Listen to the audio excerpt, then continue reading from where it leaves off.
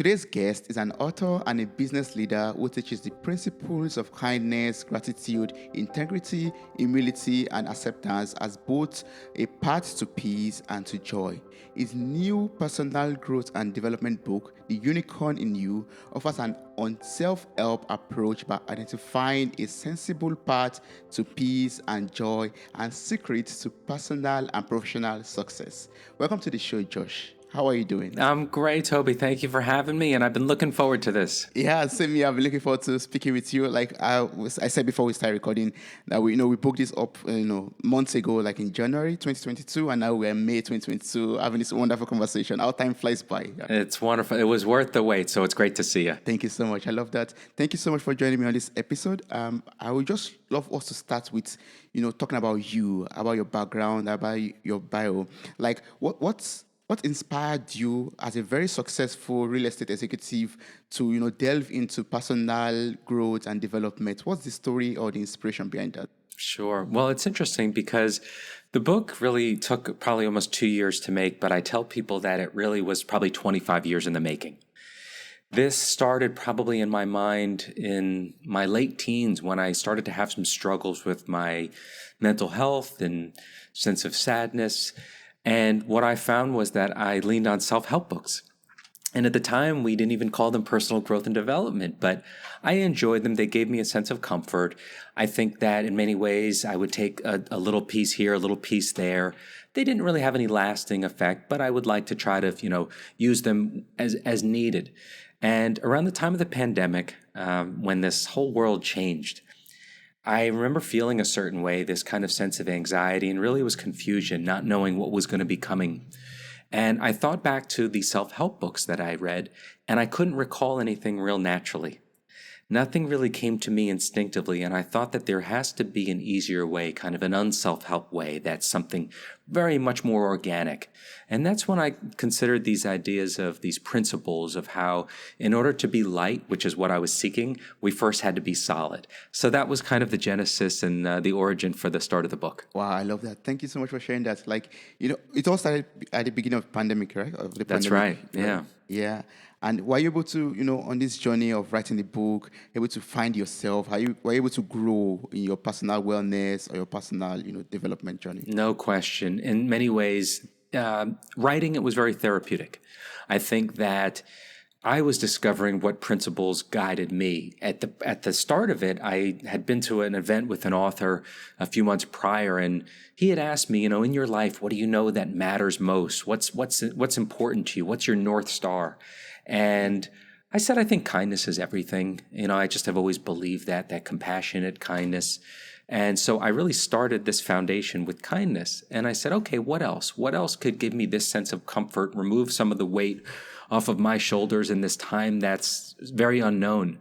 And that's when I kind of dove a little deeper into the things that I knew that mattered most to me, but also that could give me that sense of peace and joy. And then I, found that gratitude was so important, and integrity, certainly that's an important one right in the middle there. Humility, I thought, was an underrated principle. And then that idea of acceptance kind of as the anchor of these principles, how when we accept things in our life, we can release some of the burdens that we carry. Yes. And you put all of this wisdom, all of this knowledge into this book, The Unicorn in Us, or Unicorn in You. And, you shared it with the world, and it has been available on Amazon since February 17th, 2022. So would you like to share a little bit about this book and what led you to, finally publish the book, release the book to the world to read? Yeah, well, it's interesting because it's around March of 2020 when we're all kind of in lockdowns and understanding what we're going to be doing now. And unfortunately, I knew that people were going to be suffering. I knew that professionally, personally, unfortunately, over the past few years, I've known a number of people who really struggled, who didn't survive.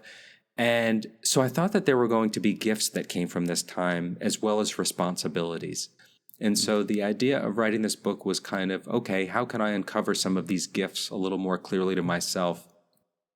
And what I did was I started the process and I actually put it down. I thought that I was not going to be confident enough to share this with the world. I didn't feel like this was something I wanted to put out there. Admittedly, it's not groundbreaking or earth-shattering, but I think that it does position it in a very unique way. Like you mentioned, it's an unself-help way. Number one, because it doesn't feel like a process. It doesn't feel like the self-help thing where you have to think through. And the other reason is that it really takes the emphasis off of self. That's why it's really an unself-help as well. The common thread between these principles is selflessness. And so it took several months, and I put it down. And then probably at the beginning of last year, I said, you know what, I have something to say. I think that the perspective is unique, and I think it's important. And most importantly for me, it was helping me. And so in many ways, I wrote the book out of self-preservation. Oh, that's wonderful. And I can totally relate to that because, I also started this podcast 2020. And I started, I think at the beginning of pandemic also, or, some months into the pandemic. And I was just also on that journey to, find, that fulfillment, find that, joy inside of me. I just felt like there was something that I was not doing. And at that moment was the right moment to just start out. And as you already shared correctly well, I mean, it's brilliantly well. I mean, also helped me to grow in some ways in like finding that kindness also, finding that joy in me also. Yeah. Yeah. And I'm sure you found that you learn so much and gain so much from speaking with others. People speaking with you, I'm going to get so much from speaking with you today. And yet I'm sure that you found it was helpful for you. And in some ways, we look at it, it's self-serving. You feel badly, but at the same time, you gain so much, I'm sure, from doing your show. Exactly. Yes. Yes. And that's why I could relate to, that on self approach that you said, on self help approach, basically, because it's like, yeah, it's called like, maybe a self-improvement podcast or personal development podcast, but still there's that on self-help approach towards it because you just get to learn from it in a selfless way, basically. Also, That's right. Yeah. You're absolutely right. Yeah. So how would you compare yourself, before writing the book and right now? Like, what would you say has changed, basically? Like, how do you feel right now? That's a great question. And I haven't been asked that. And as I reflect a little bit on who I was writing the book, and certainly the same person, but hopefully a little bit more enlightened, a little more evolved, I think that from the book perspective, I really enjoyed writing it. I found that on one hand, I called it a labor of love, but it didn't feel like labor. It was just all love. It came from a place of all these years of building up this sort of sensibility about the world and life and how to navigate the feelings that we all feel. Yeah. And as I am now, I think that I'm hopefully evolving into this person where I look at people that I admire and I feel like sometimes the ones that I really think the most of, they carry themselves with the sense of lightness about them. And it's because they're so solid deep down. The word I would use to describe people was like, you seem so whole. Like you in particular, to me, you seem so intact, so whole. You know who you are. You know what you stand for and what you're about. And that was the essence of the principles. It wasn't just for, let me put this out here as an academic exercise. It was, reality and practice. And so I think now what I've found is that it's simplified my life. I think that I'm a much less complicated person because I've distilled so many of these things into its simplest form and saying, listen, I don't have all the answers, but I can acknowledge that and recognize that. And I also have to carry this weight and worry of expectation. So that's a great question. I'm probably going to be thinking more about it later and get a better answer for you later. Well, that was a wonderful answer already. That's great. Yeah. Wow. So can you dive into these 5 fundamental principles that you shared in the book? Like what are the 5 principles and standards that we could use to identify a sensible path to peace, joy, and professional and personal success? Sure. Well, I'll give you what I'll do is I'll give you the 5 principles. And in the book, I distill one key ingredient for each. And I'll break them down that way and kind of give some examples. So the first, as I mentioned, is kindness. And again, what I do say in the book, and I acknowledge, I said, this is not a prescription. This is meant to be a guide. And in many ways, like you probably enjoy books that can be sort of like this compassionate guide you keep on your nightstand, you refer to. It's not a very big book. I have a copy here, in fact. And so it's meant to be colorful and warm and something that's comforting. And so for me, this idea of kindness, that's where it begins. And I think the key to kindness is compassion. I think that compassion-driven kindness allows us to let go of our judgments of people.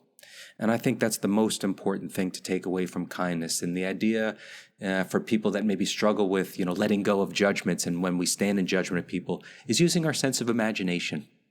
We all have childlike ability to imagine things, and sometimes I think we imagine the worst. And so maybe you have an encounter that, doesn't go your way. You feel like someone maybe has slighted you, and maybe to use a little more imagination to give them benefit of the doubt, maybe wonder what's going on in their life. And I think it allows us to kind of take it down a notch a little bit and let go of some of that rush to judgment. So kindness by compassion, I think, is first. Gratitude, I think, is the easiest one to get started with. And that's the second principle. And I think gratitude has to do with awareness. And to me, it doesn't matter what you do for your gratitude practice. I just think you have to have something, even if it means that for 30 seconds out of the day, you stop and acknowledge and take a moment. We're so captivated by our phones and everything going on in social media, and we don't take a moment break. And whether it's in the morning that you write in your journal, in the evening that you take a moment of reflection, I think gratitude is the easiest one to get started with because it's the clearest path to peace and joy. It's this idea of understanding that things can happen, if you look at it in a certain way, for us, not to us. We're not wronged by things. Things happen as having value to us. And I think that's kind of important. So those are kind of the first two of kindness and gratitude. In this world where there are a lot of different things going on that are so unfavorable, some people find it difficult to be grateful, basically. How do we intentionally stay with the art of gratitude in a very unfavorable condition or situation? Yeah, that phrasing, that for me, not to me, I think helps get us there. For me, I enjoy being outside. I enjoy nature. I probably connected deeper with it at the start of the pandemic because here I am in the Northeast. It was cold. It was mid-March. And finally, a couple weeks later, when it felt like we could get out of the house, I would go for a walk. And I think that I saw nature in a completely different way. And I think nature is a way that we can stop and almost reduce the size and scope of our self-importance and feel grateful for even the smallest thing. And I think maybe that's a better answer to your question. I think that's where it begins. Finding something even in the smallest way to be grateful for. Maybe it's a meal. Maybe it's, maybe we're rushing to work and we have a tough day ahead, but we think about how grateful we are to have a car. And things like that. And I think that when you stop and reduce it down to those small things, and for some people, they're not that small, I think that can go a long way. And I do think that gratitude is the type of thing that it's a muscle in many ways. We have to build it up. We have to continue to be thankful and acknowledge. And that's why I think that the key ingredient is awareness, because we're not going to have any of that gratitude or thankfulness without being aware. That's true. Wow. So we move from, and being kind or kind by compassion and, to being grateful for things. So what was in like the next principle or the next one? So right in the middle is integrity. And I was telling the story this morning. I was on a program as well about how I went to a conference recently, and very accomplished author, personal growth and development. And he's talking about integrity, and he is basically shredding the concept of it. He's saying, what does it really mean? Let's break it down. And he had this all elaborate explanation and definition. I think integrity needs no definition. It's the clearest thing. You either have it or you don't. And we know what it is. And it's one of those things that doesn't need to be defined. But when I break it down in the book, I think what drives it is decency. We can talk about honesty and trustworthiness, but I think having integrity really has to do with having decency. I grew up very fortunate in my life, but one thing I remember that was being always instilled in me was the idea that your word has to mean something. When you shake someone's hand, that means something if you agree to do something, if you say you're going to do something. I think in today's day and age, it's so much easier for us to maybe change our plans or say, no, I'm running late, or, not just keep your word. And I think that integrity, in many ways, the way it leads to peace and joy, I give an analogy in there. It's a famous line, this idea that having a clear conscience is the softest pillow. And it really is very true. And I think integrity has much to do with that. So I think integrity is incredibly important and almost leads into the fourth one, which is humility. And humility, I think, just allows us to get better connected to our significance, but really our insignificance in the world. I think humility has to do with perspective. And oftentimes we think it's all about us. And we worry too much in a ways that's so self-absorbed and self-centered. And I think humility allows us to escape that in many ways. And what I think is helpful in getting more humility is cultivating awe. And again, going back to that idea of nature, just go outside, go for a hike, just go take a look at everything around you, and you could feel how small we really are. And I think that's so important. So integrity and humility are the next two. And those are something that I know you probably feel very strongly about too, because in all your work, that's something that you have to look as a host. You always Yeah. show up on time. You do what you say you're going to do, right? And you come with a sense, it's all in your aura, this sense of humility.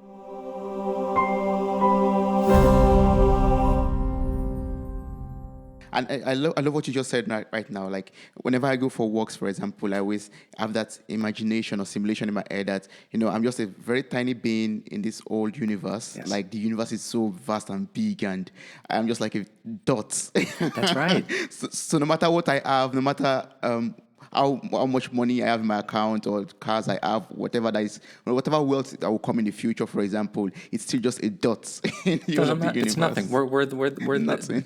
and even those with, however more or less, it doesn't matter. We're all still the same. And I think that's exactly the point. You raised such a good point. We're all the same. We all feel a lot of the same things, and in terms of our importance, we're all special, we're all unique, but in the scheme of things, we're tiny, we're ephemeral, we're very small in this universe. And I think that, for me, I think coming to terms with that was really helpful because it almost took the pressure off. I didn't have to think I was more than I am, and I certainly didn't have to feel more significant. And that, in many ways, reduced some of that weight and worry and anxiety that I carried. Wow, that's good. So what was the last principle? Last principle is acceptance. And you guided me through them perfectly because acceptance is a really terrific anchor to this. And initially I came up with this idea that maybe tolerance would be important. But tolerance feels like you're putting up with something. Acceptance feels like, in many ways at least, you've come to terms with. And I believe that acceptance is a sign of maturity. I think it's a sign of being sensible and being practical. Because what it really is saying that I am acknowledging what is, my reality, rather than regretting what isn't. And I think that everyone knows people that are either living in the past or haven't gotten through things in their life. And I'll put a caveat here that there are things that people have gone through that are unimaginable, tragic occurrences that I'm not going to simplify this and say just accepting it is going to make things better.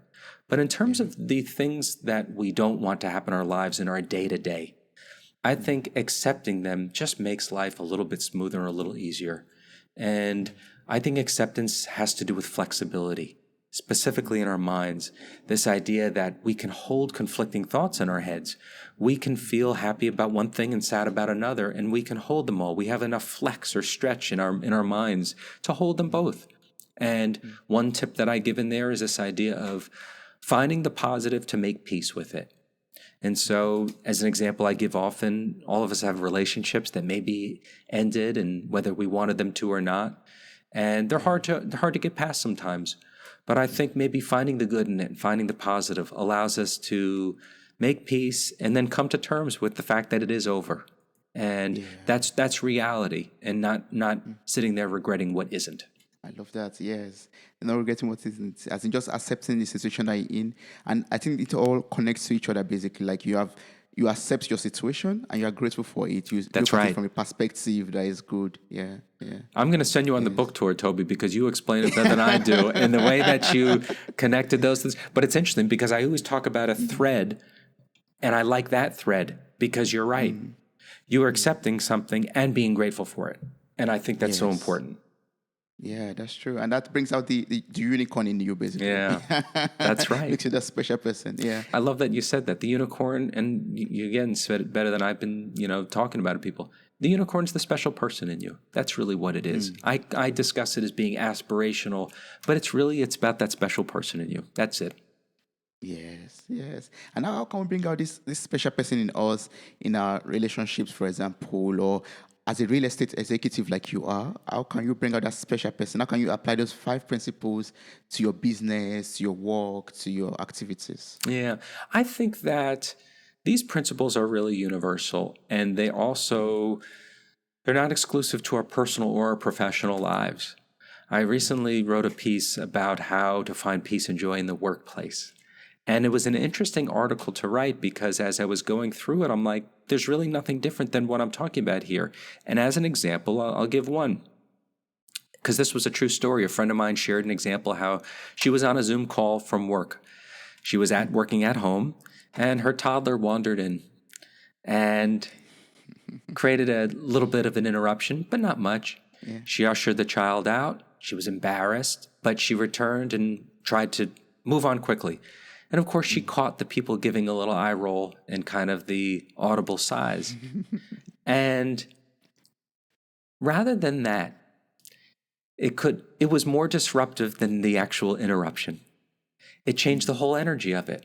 When someone looks down dismissively and maybe using again that imagination, what's it like for her to work at home with a child, trying to care for the child and do work and juggle all these things? So some imagination, some benefit of the doubts, and some letting go of those judgments. I think that's so important. So that's one example in the modern day workplace from people working at home and going through some of those challenges. How would you advise those people to show kindness and maybe gratitude to this lady for juggling everything up together? Like, how can those people change in their ways to become much more kind or much more grateful for that situation? Yeah, that word change. I think change in their ways is a great turn of phrase because I think maybe the best suggestion would be to change positions with them, walk in their shoes. Try to picture what it would be like if you were home, taking care of a small child, trying to be on a Zoom call, and feeling that you've now disrupted the meeting, but it really wasn't that big a deal. Ushering a child out and coming back and seeing people look at you with contempt. How would that feel? And I think we can get much closer to compassion when we change places with people. You're certainly going to get a little bit more benefit of the doubt. Yes, yes. And how would you say all of these principles, then contribute to our foundation for being? Also. The foundation for being, is the essence of the book. And my thesis, as I mentioned, is this idea that to be light, we first have to be solid. And so I think, when I think of a foundation, I always think about this ideas of fundamentals. Someone gave me a great analogy today of the idea of like sports with our fundamentals when we work on the basics. So I think when you talk about the foundation, I think it has to do with getting back to basics.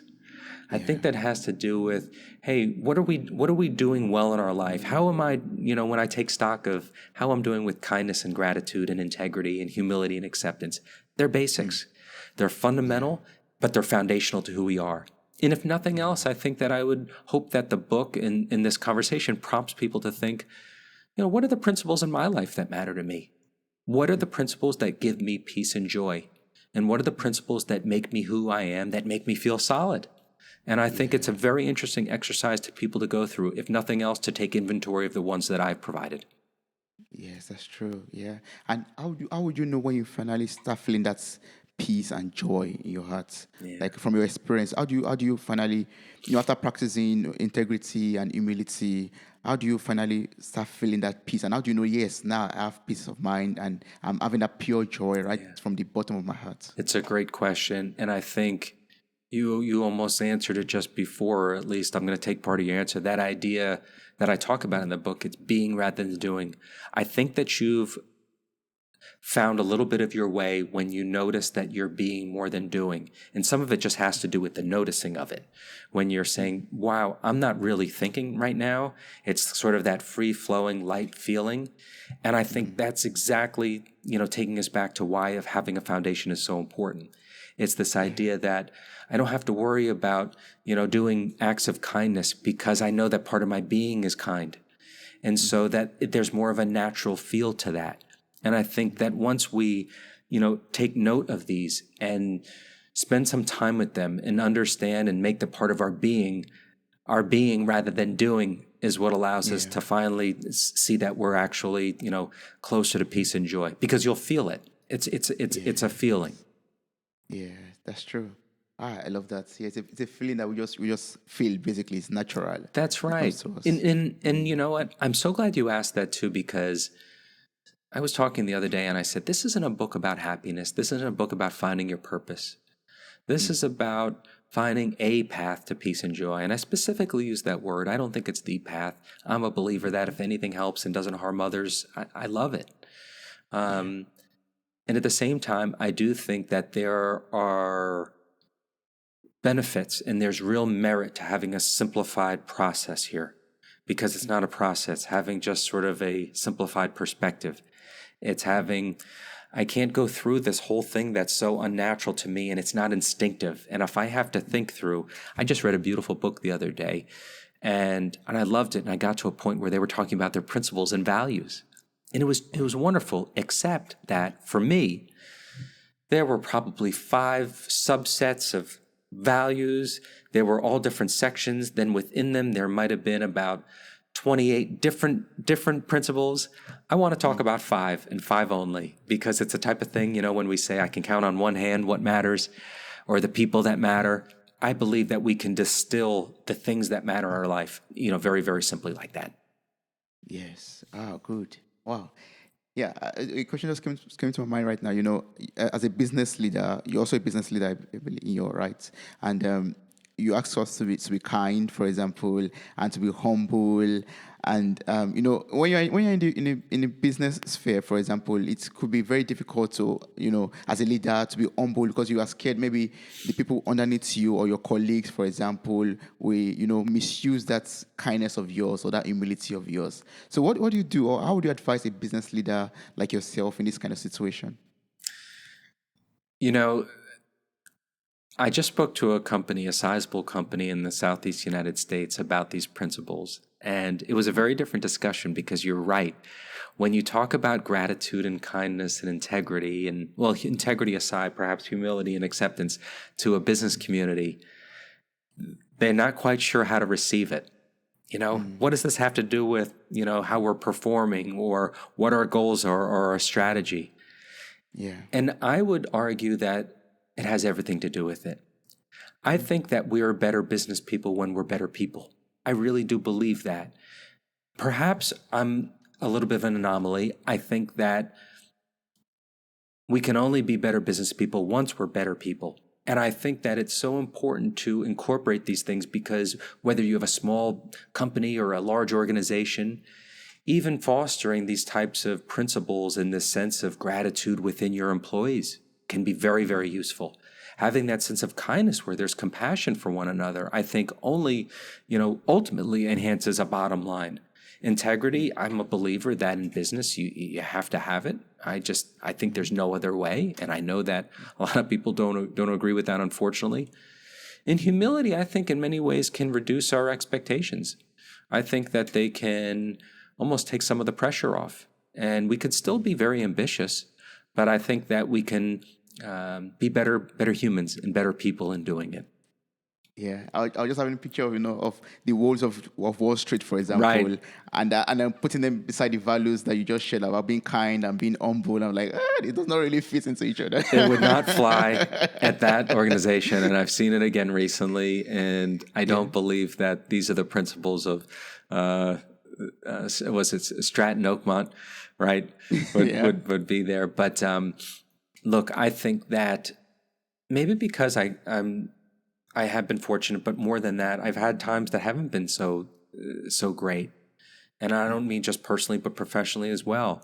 And I still have come to this realization that when it's all said and done, what matters most is how we treat one another.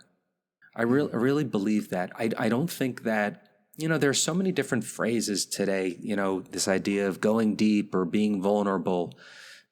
New normal is my least favorite of them because I don't think anything's normal. But all of those yeah, things, or at least the first two, I don't think they're for their own sake.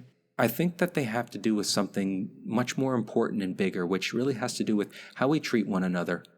And that's why humility is something that I think is, so underappreciated. yeah. We're no more important than one another. We're all just people on this journey, and it's a journey. It's a winding road. That's true. That's why I use the word path. We're just trying to, be better and improve and hopefully, be good to one another. Yeah, I love I love the fact that you brought up this winding part because it's in your book also. I was going through the preview on Amazon. I'll put the link in the show notes of this episode for everyone who's interested, and also your website too. So I think website has the links to Amazon and to other platforms that want to buy this book also. Okay. You talk about the winding roads to finding peace and joy, and like, wow, it's not a straight path, right? It's like a Not. path that you just have to. But how would you encourage someone out there to be consistent and just be persistent on going on this winding road and not give up on the way and say, oh, okay, I don't have time for this, basically. Yeah.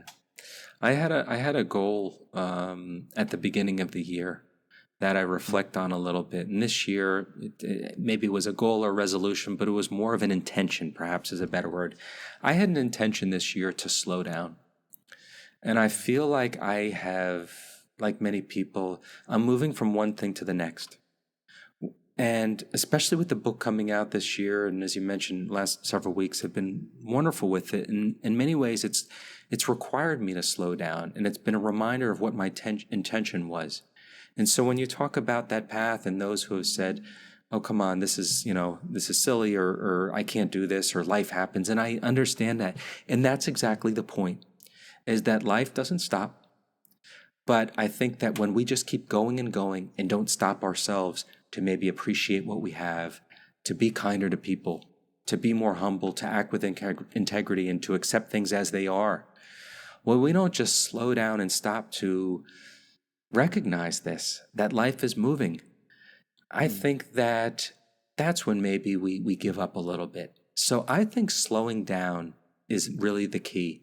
A small thing, and this may or may not, make sense, but I remember this year, before I left in the car, I took a moment just to kind of take a breath in the car rather than getting in, closing the door, turning on, and backing out. It was just that small pause. And so maybe it's not slowing down, but pausing at certain moments of your day. Maybe when we have a break, and I do this now too, I put my phone down. I put my phone down and I look out the window, and I kind of, this idea of being present in the moment, that's how you be present in the moment. You pause. If there's, ever this idea of really understanding how we allow ourselves to just be still, we pause. And so I think that's a really, really good tool. Do you find that you're able to, throughout your busy day, have a moment to step back and reflect and take a breath and say, wow, it's beautiful out, or wow, I'm so fortunate? Are you able to allow yourself to stop and do that? Yes, but I have to be honest. I always do that. I always achieve that only when I'm very intentional about it, because there are a lot of distractions that come on the way. Right. But I thrive. I would say I thrive to find the time to just focus. Mostly, I also do this. Like, I love the fact that you say you put your phone down. I just intentionally also just go for walks, and sometimes my phone is with me, but like maybe I'm completely disconnected from the internet and everything. And I just go for a walk and reflect on maybe this wonderful conversation that I'm just having with you right now, and Right. you know just being grateful for different connections and relationships, basically. Yeah, That's right. yeah. But it takes that intention, because you have different things coming to your mind, and and that distractions that are just It's persistently true. there. Do you have on your phone? I don't know which iPhone I have, but it shows me, or has been showing me, my screen time. Yeah. And like each week, and on Sunday morning I'll get up and I'll look at, that's the other thing, I try not to look at my phone in the first thing in the morning, but everyone has little tricks. But when I see that screen time for the week, sometimes it makes me sick. And I'm thinking, look how much time I spent. I don't even remember not even so much what the value is. Sometimes I can find it relaxing and maybe it's soothing, or maybe I'm looking for something important. But I'm talking about the time that perhaps I waste, where I'm doing it because it's more mindless. And I remember I went to a retreat a few years ago, and it was for 1 week. And at the beginning of it, we had to turn our phones in. I was so excited. And some people gave them were holding on to it. They gave it kicking and screaming. I ran and gave mine up. But for the first couple days, I kept patting the back of my pants, looking for it. And I'm like, what a sad commentary that instinctively, without any trigger in my mind, I don't have it on me, I'm still looking for it. By the end of the retreat, I got the phone back, and it took me probably 3 hours to turn it on. I didn't want to. And it took me another day to go check emails. I didn't want to. And I think that there's often this fear of losing connection, but it's that idea of disconnection that allows us to, in many ways, connect more deeply with ourselves Yes. and do things on our terms a little bit more. That's true. I love the fact that you mentioned that screen time, because I also check. I also get the report of my screen time, and I'm always very baffled at how many hours I spend. I think I spend 10 hours every day on Right. on my iPhone, and I'm always scared. Like, oh, how come out of 24 hours I'm actively 10 hours on my phone, or I use 10 hours on my phone? I'm like always baffled. And anytime I get a report that I used maybe 20% less time on my phone, I'm always excited. Like, yes, I did it. That's right. That's right. Well, Yeah, where do yeah. you find your peace and joy in activities? Is it through going through a walk? Is it through athletics or movies or reading or, interactions with friends? Do you find that you get it through, different, points of unplugging? Yes, I do. Yes, that's totally true. I mean, I find it when I go for walks, for example, and also listening to music. And sometimes I find my peace when I'm doing just simple house chores, like washing the dishes, for Yes. example. Likewise. Like I totally disconnect while washing the dishes. Like I'm like gone, totally gone. That's right. Yeah, and just doing workouts basically. Like I love to wake up in the morning, have a little bit of quiet time, then work out, then get ready for the day. I find my peace during that period also. Yeah. Absolutely. Absolutely. That's What very about true. you? I think I'm very much the same. Sometimes in places that are surprising. I similar to it's going to sound silly to some, but washing the dishes. It's because it's a moment of Ah, pause. I obviously can't look at my phone. I can't hold it, and yeah. you know, again, and not to sound too, I don't even know what, but this idea that you can feel gratitude at moments like that, and they're simple moments, and I think that when you just, in many ways, it's just about to acknowledging, our aliveness in some ways. I think that's really what it has to do with. I love walking. That's my oxygen. That's what I really enjoy doing. And oftentimes I'll bring music, but most often not. I don't even bring the phone.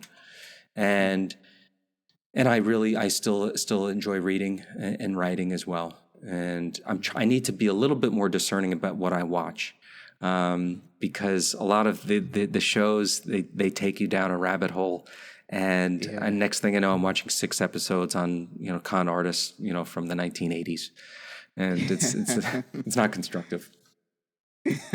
Yeah, I find a lot of comedy series very good. I Yes, mean, with good content, that way I'm able to just unwind a little bit and just yeah, feel that, yeah, joy a little bit, or that's right. happiness basically. Yeah. Absolutely, absolutely. Yeah. So, what would you say is the best way to connect with you and work with you? For example, for people out there who would love to get your book or maybe ask you some Yeah. more questions and do that. I What's the would best way I to would connect? love that, and I really do enjoy interacting with people. And you can come, connect at joshkramer.com, and on Instagram, I'm at the Unicorn in You, and there's a book's website by the same name, theunicorninyou.com. So any which way to get in touch, I really would love it. I love hearing feedback and thoughts, and maybe some of the principles that inspire you, and just hear anything that you have to share about the book. I appreciate everyone, giving it a chance. Yes, that's awesome. So I encourage everyone to also, connect with you and get the book also. It's awesome, very Thank you. simple to read and filled with so much information. Like even from the little I've seen about it, I could recommend it already.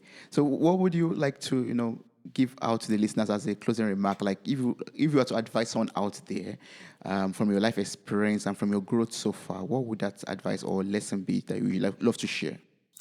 Boy, that's a great, great final question. And there's a quote I've been sharing lately that I read that I really liked. And it was from Carl Sagan. And he says that we are like butterflies who flutter for a day and think it's for forever. And it's this idea that, life is very fleeting. And someone wrote recently that, oh, life's not short. We just waste a lot of time. And I think there's merit to both ideas, but the idea of appreciating every moment, and that, I write in the book that Do you remember the movie Groundhog Day? Yeah. And Yeah. people used that during the pandemic of saying, it's just like Groundhog Day. It's every day's the same. And every day is not the same. And every day is a gift. And in fact, a better quote to maybe leave your listeners and audience with is from one of my favorite writers and poets, Maya Angelou, who said, "Today is a beautiful day. I've never seen this one before."